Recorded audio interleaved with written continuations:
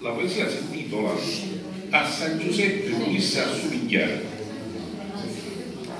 A cui pace volesse assomigliare, che fusti un esempio di pace vera, marito santo, chino d'amore sincero, San Giuseppe, a voi mi voglio mutare, a voi pace buono di sguardo altero, di tavole grosse volesse tagliare, per fare un banco per voi da settare e essere sempre lo vostro scudiere.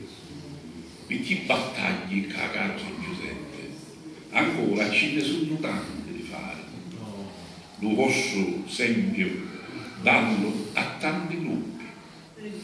A voi pace volesse assomigliare, i vostri esempi un giorno mai giorni, moglie e figli e la gente da mano. Grazie.